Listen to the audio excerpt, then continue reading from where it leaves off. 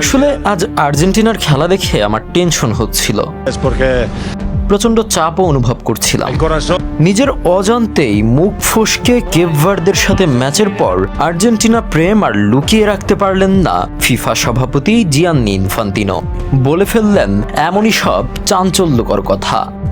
কাতার বিশ্বকাপ থেকে ফিফা আর্জেন্টিনাকে বিশেষ সুবিধা দেয় বলে একটি গুঞ্জন চালু রয়েছে।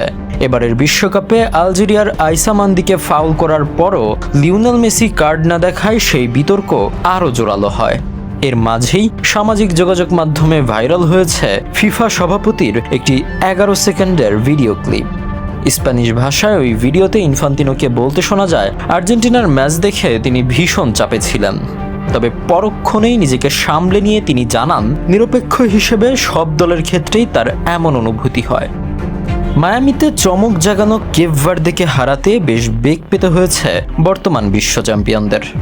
নির্ধারিত সময়ে 1-1 সমতা থাকার পর অতিরিক্ত সময়ের গোলে 3-2 ব্যবধানে জিতে শেষ 16 নিশ্চিত করে আর্জেন্টিনা।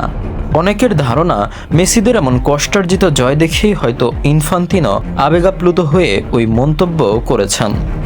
তবে কৃত্রিম বুদ্ধিমত্তার সাহায্যে যাচাই করে দেখা গেছে ভিডিওটিকে সরাসরি ভুয়া বলার সুযোগ নেই, কারণ ইনফান্তিনো অনর্গল স্প্যানিশ বলতে পারেন। কিন্তু এআই এর মতে সামাজিক যোগাযোগ মাধ্যমে ভিডিওটি আংশিক এবং ভুলভাবে উপস্থাপন করা হচ্ছে। স্টেডিয়ামের বাইরে মাত্র একজন সাংবাদিকের সাথে কথোপকথনের এই ভিডিওটির সত্যতা নিয়ে তাই যথেষ্ট ধোঁয়াশা রয়েছে। মালয়েশিয়ার সংবাদ মাধ্যম স্টেডিয়াম অ্যাস্ট্রো জানিয়েছে ভিডিওটি খণ্ডিত, বিকৃত বা সম্পূর্ণ ভুয়া হওয়ার প্রবল সম্ভাবনা রয়েছে। তাই ইনফান্তিনো আর্জেন্টিনার সমর্থক এমন দাবির পক্ষে নির্ভরযোগ্য কোনো প্রমাণ নেই।